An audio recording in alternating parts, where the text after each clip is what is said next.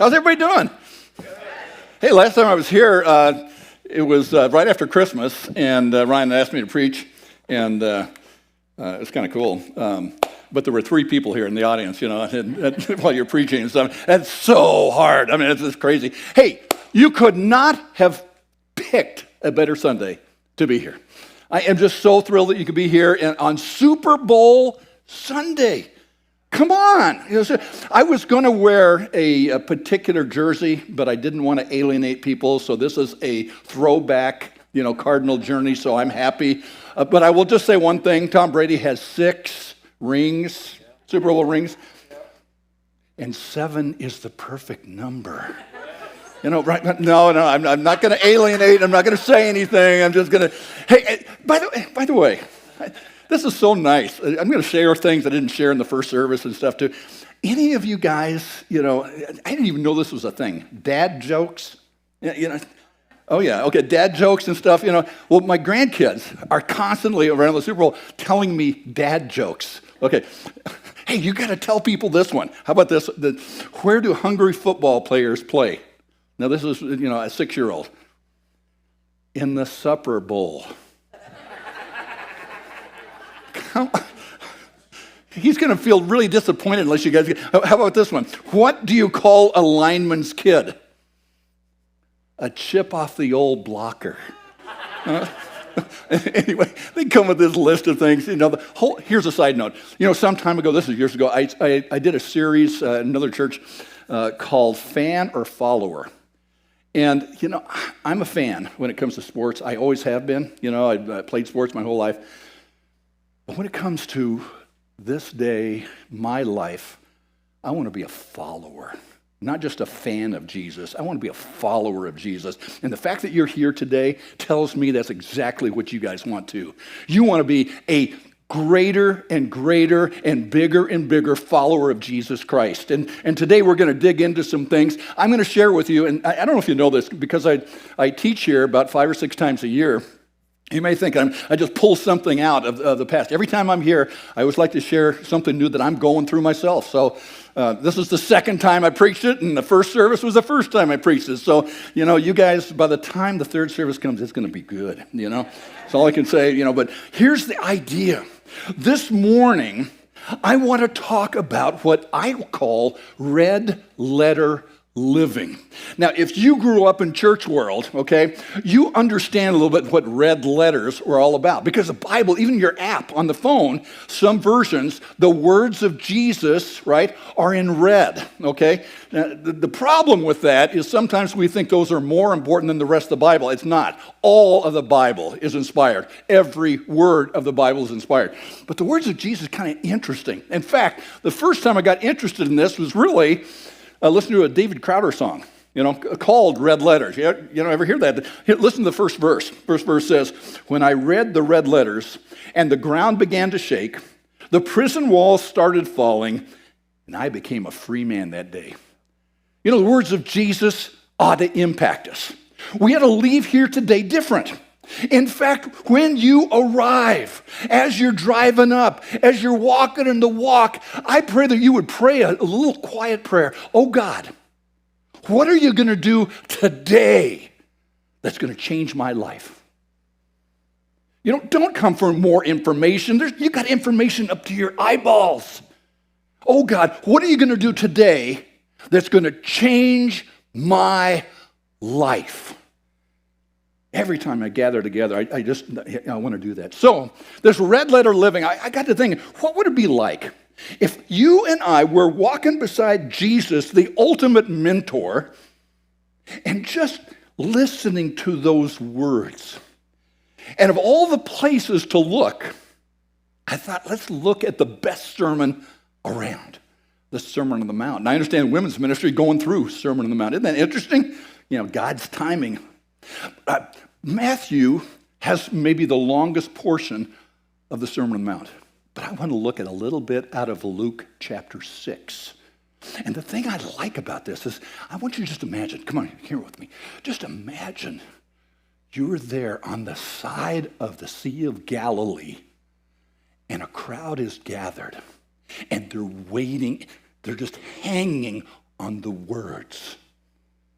And he lays out some things that for you and me, because you may have heard it before, sounds so simple.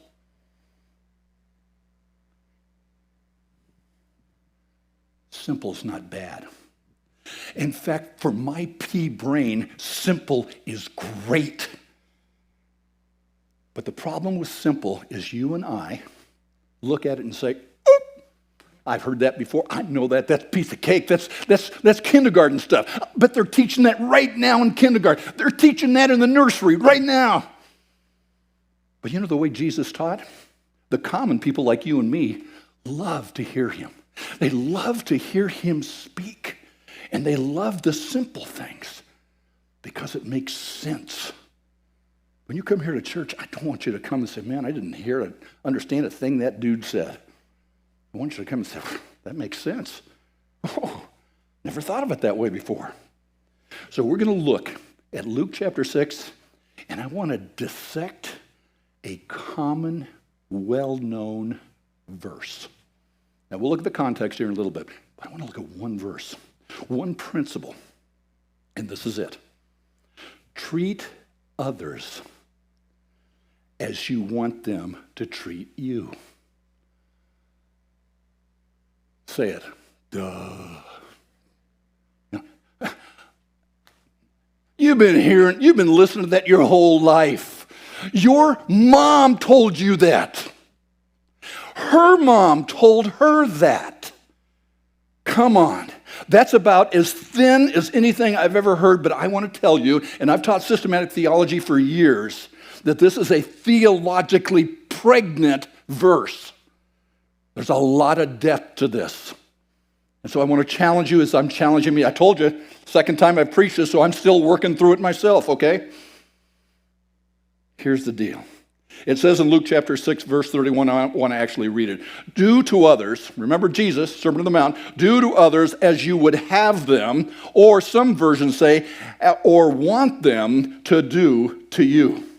Now that would be okay if you and I played by the rules. Golden rule. If you and I played by the rules, that's awesome. That's hot.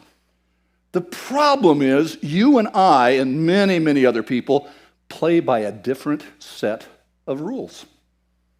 We just do. Let me share with you some of those. Sometimes we treat others the way they've treated me. You know what I call that? That's not the golden rule. That's the reciprocal rule. You know, whatever you do for me, that's what I'm going to do for you. I'll tell you, a lot of people, this is where they live. This is where they live. I love you if you love me back, but well, I'll tell you what, don't. I'm not just looking at you. I'm looking at everybody. But isn't that true? You know, it's that reciprocal kind. Let me give you another one. You ready for it? We treat others the way that others have treated me in the past. That's called the payback rule. And I'll tell you, marriages, this is where some marriages operate. Not mine.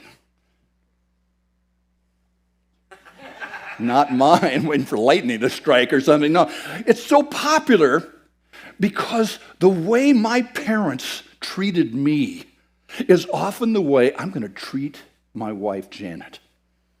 Now, we've navigated through these things. Believe it or not, Janet and I have been married 48 years, you know. I know it looks like I'm 20 years old, but no.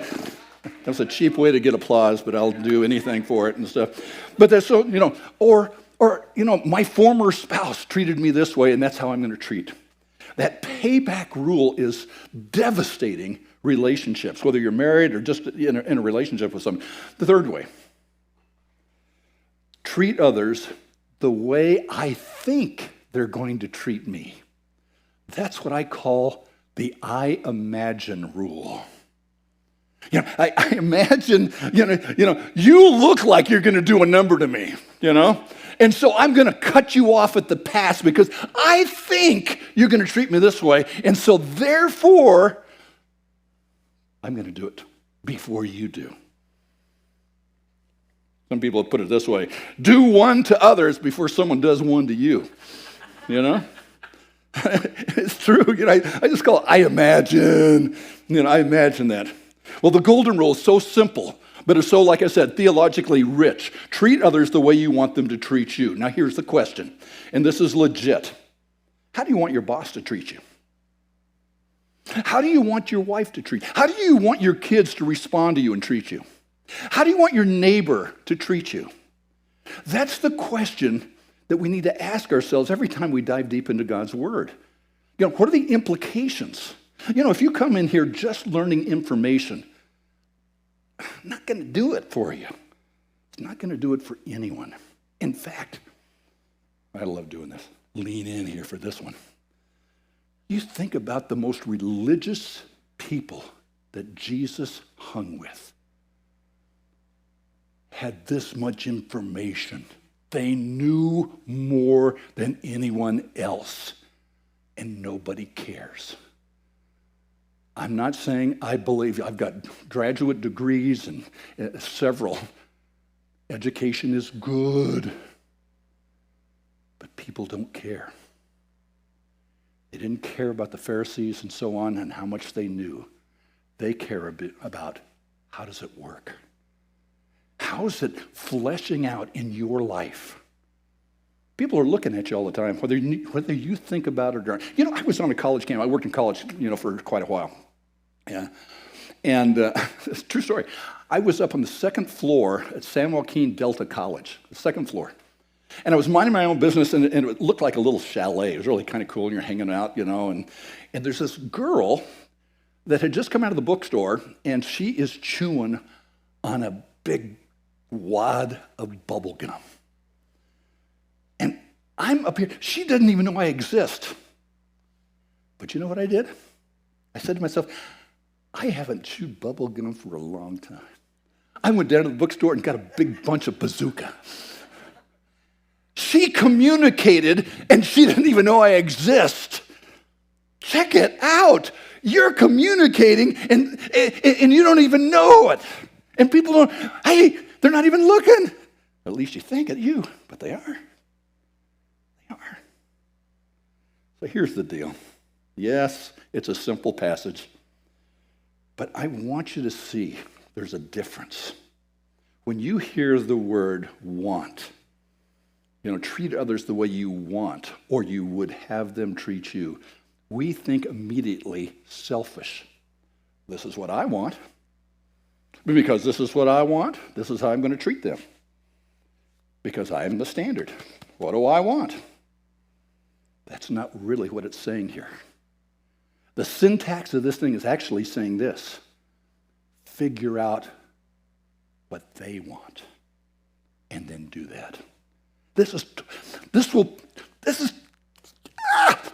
turn you upside down. Just that little turns you upside. It's figuring out what other people want. Have you ever discovered that?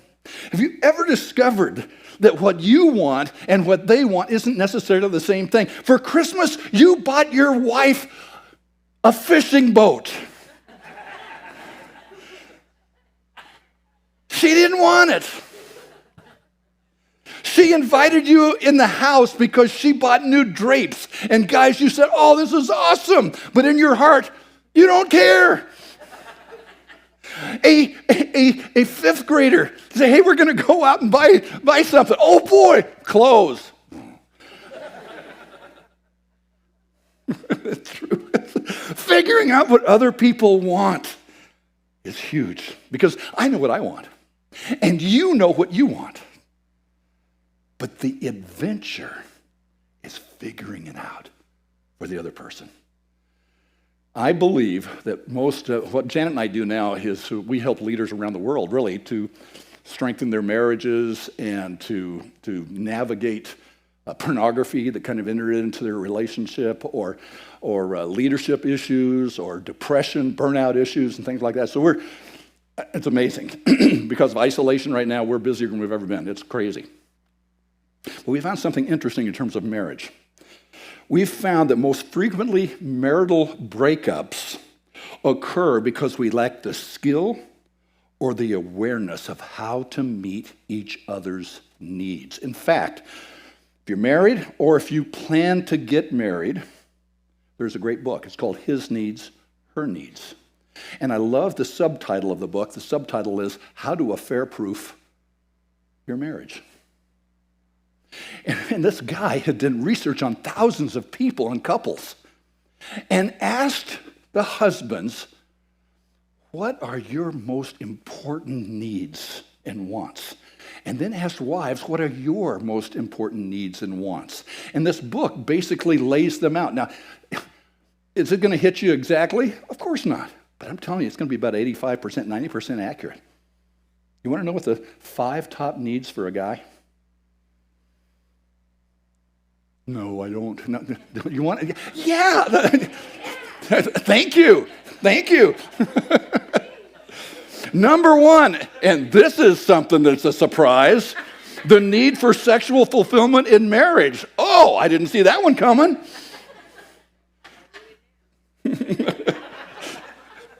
Now, I didn't say sex. I said sexual fulfillment, which is different, by the way. And if we had time, we'd talk about that. Second thing is recreational companionship. Part of that is I just want to do things together. In fact, when you go on an adventure together as a husband and wife, you'll find that guys open up at that time better than any other time. Gals, you think differently. I hate to say this, but for the most part, honey, let's go to Starbucks and we'll just sit and drink lattes and look at each other and talk. No.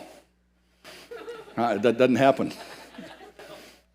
Well, it happens with some, but it doesn't happen very often. What happens is, hey, let's go to the lake, and we'll get out our fishing boat and we won't fish. But I'll tell you, if she goes along with that, you know what happens? Ordinarily, you can't shut them up. I'm just telling you, shared adventures together are very, very big for men. 3, the need for an attractive spouse. Now, I'm not talking about a 23-year-old. Anybody here 23? I don't mean to offend anybody either, But yeah, I'm not talking about, oh man, she's just gorgeous. No. Attractive to you. Janet and I have been married, like I said, 48 years. She's a knockout. Woo! In fact, I want to leave right now. She's incredible. But what I mean by attractive is she takes care of herself, whatever that means. 4th thing is domestic support, just peace and calmness at home. And the last one is the need for admiration or respect, okay? That's 5 big things. And maybe some of you say, yeah, that's me. And for some of you, nah, that's not me. I understand. How about wives? Just real quick. Number 1. Oh, man, it's getting wild. The need for affection. Now, sexual fulfillment and affection, guys, are 2 different things. But they can wonderfully be together. I'm just saying this idea of attentiveness. Honey, I love you. You need to know that. Number 2, conversation. That's a no-brainer. Number 3, honesty and openness. Number 4, the need for financial support in the midst of both husband and wife, together out in the workforce and stuff, but that's still an issue. And number 5, the need for family commitment. Here's the deal. If a woman happens to say, my number 1 need is affection, right? I've heard men say this. In fact, I wrote it down. I'd like to do that, Bob, but I'm just not the affectionate type. Do you understand what you are saying when you make that statement, men? What you are saying is I'm either unwilling or unable. I choose just not to do it. It's just not me. But apply the golden rule. It's not what I want. It's that adventure of finding out what does she want and asking God to give you the power to do it.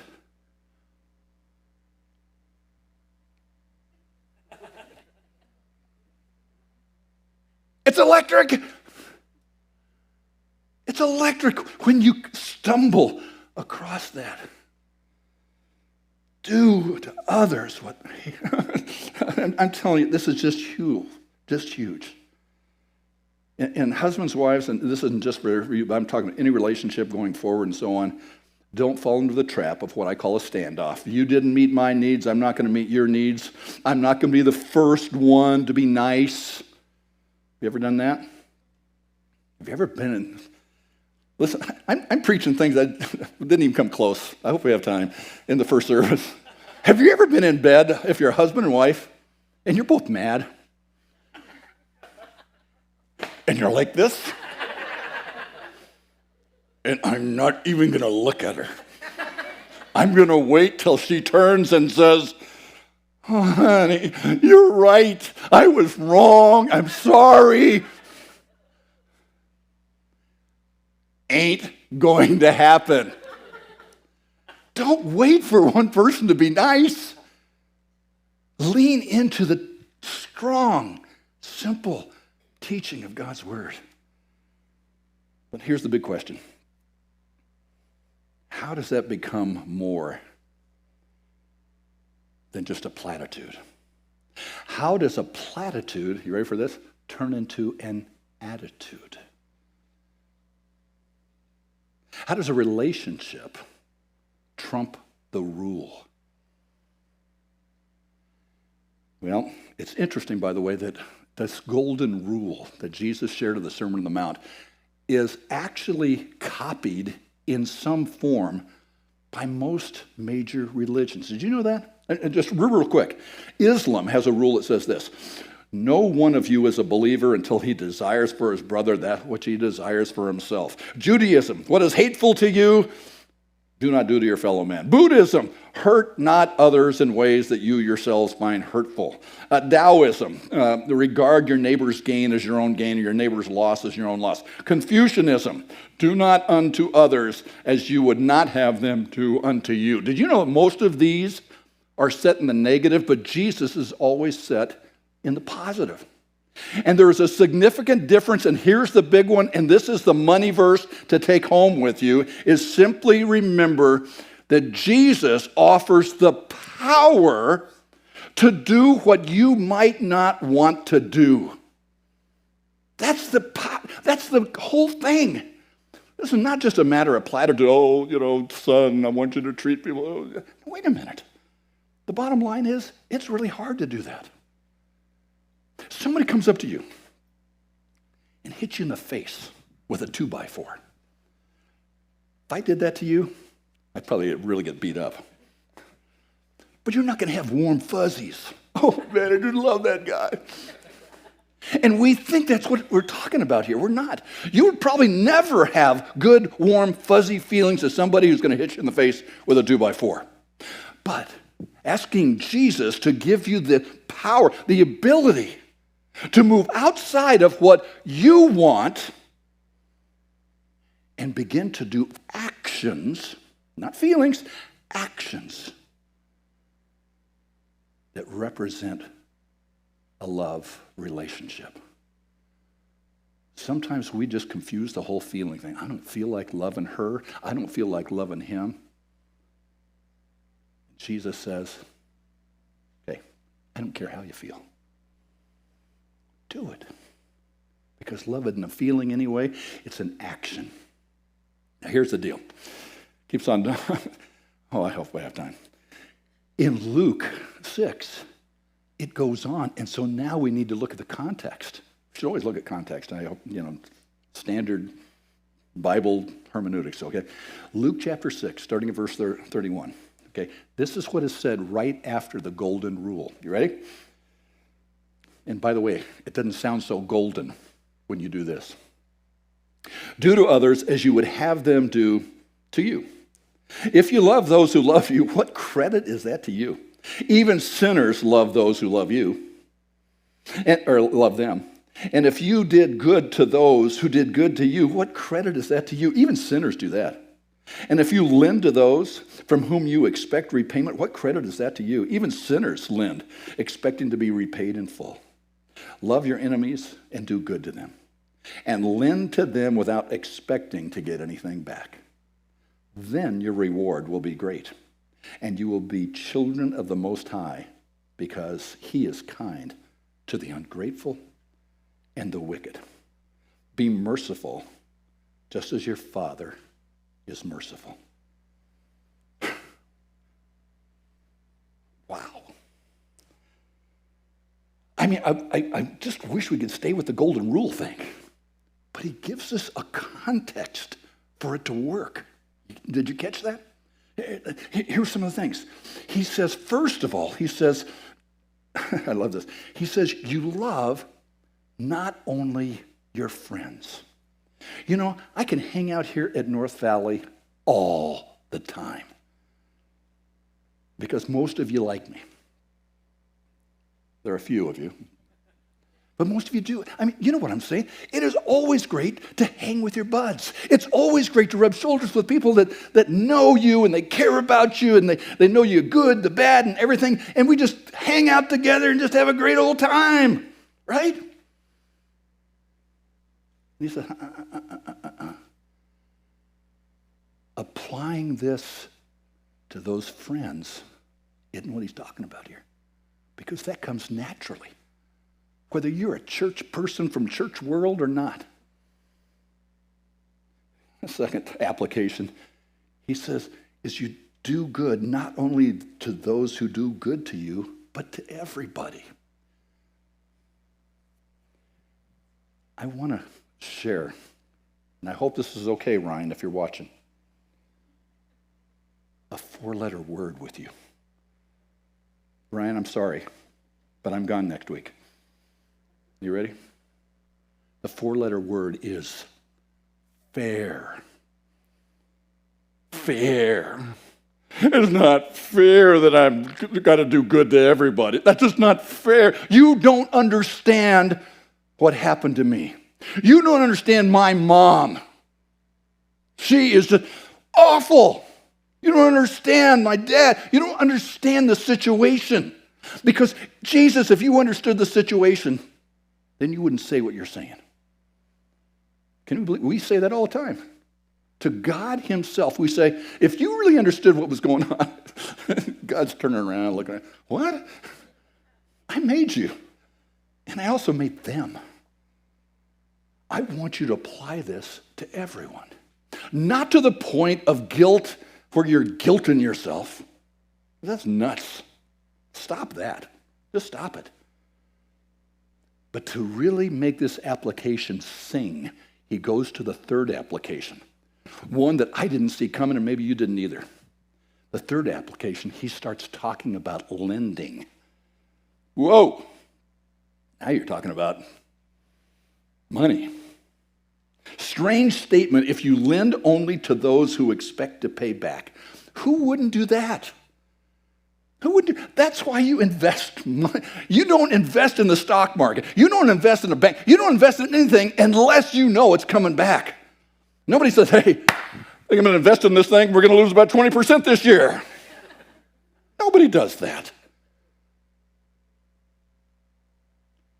Think about this. Yeah. A guy paraphrased this. This is not, you're not going to find this in here, but he paraphrased that very passage. Everyone loves the people who love them. Even mafia bosses do that. Even drug dealers do that. Even people who have no connection or interest in God at all do that. But my people go beyond loving the people who love them. They love the people who hate them, hurt them, wound them, persecute them. He doesn't say you got to like your enemies. He says you got to love them. And if you're looking for the example, it's Jesus. Blows me away. While we were yet sinners, Christ died for us. Romans chapter 5, verse 8. You see, the golden rule is not a matter of reciprocating. The golden rule is a matter of sacrificing. That's the thing. That's what makes it theologically rich. That's what moves it from platitude to a heartfelt attitude. And it's when you and I engage and do that that even people who are far away from God get it.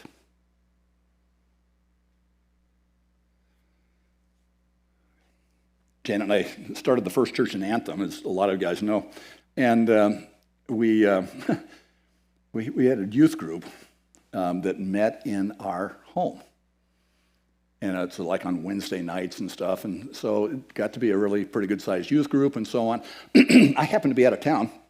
Oh, let me preface this a little bit. One of our neighbors, and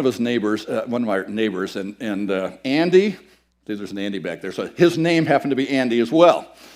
And Andy was the bully. Not this Andy, but another Andy was a bully. So much of a bully that he actually broke the rib of one of my other neighbors. Yeah, just got kind of a shorter guy, but just got a bully, you know. Well, when on a Wednesday night, I happened to be in Denver, Colorado, and the youth are meeting with our youth pastor and stuff in the house and stuff. There comes a knock on the door, and Andy says, "These kids are making noise, and I don't want them here." And the youth pastor's going, "Oh my goodness," you know. So I get a phone call in Denver, and he says, "I don't know what to do." Everybody went home. I said, "Don't worry, I'll handle it." The next day I fly in and stuff, and I get in, drive up. It's not too many minutes, and I get a knock at the door. Andy walked across to the cul-de-sac where we are, knocks on the door, and he's just red. He's so upset. Talking about those young people, you know, those young people. And he's mad. He's mad at me, and he wants the Bible study to stop and stuff like that. Did something I don't think I've ever done. At least not as a follower of Jesus. He's shorter than me, and so I put my arm around him and said, "Let me walk you back to the house." We're walking through the cul-de-sac, and I turn to him, and I give him my death stare. And I said, "I tell you what, Andy, let's you and I fight right here, right now, for real. And if I win, the kids can have Bible study. And if you win, then we won't meet there."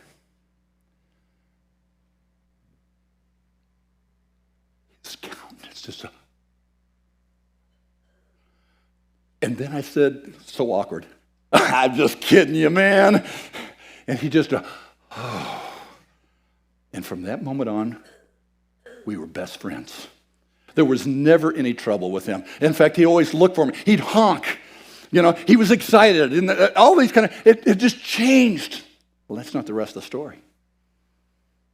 A year later, almost to the day, I get a phone call from Andy. He had moved to Salt Lake City, and he's in Salt Lake with his business. And he calls me and he says, hey, Bob, this is Andy. You remember me?" "Oh, yeah." "You're the first phone call that I've made, but last night I gave my heart to Jesus Christ. And the reason I wanted to call you is to let you know I'm so sorry for what I did that night. God just got a hold of my life." Now, my wife just came in, and she knows this is a true story. Sometime after that, I get another call from Andy. He says, "I want you to be one of the first ones that I've decided to go into ministry full time." Man, is that awesome? You see, living it out doesn't mean duking it out with someone, but it does mean being consistent. Because it's your enemies that are going to reap kingdom benefits by your consistency in your life. I'd like us to pray as the band comes up. And my prayer for you is that you and I would move this principle from platitude to attitude, figuring out what someone else wants, and then meeting the need in their life. Would you pray with me right now? Gracious God, you are so good to us. You are. And of all people, we're the least of people to be recipients of your love and grace. But Lord, we are, and we're thankful. I pray that each one of us here might, in the context of our own lives, be able to apply this very simple principle in perhaps a fresh way that might reap kingdom benefits. And we'll be careful to give you the praise and the honor and the thanksgiving. And everybody said, amen. God bless. Amen. We thank Pastor Bob for being here today.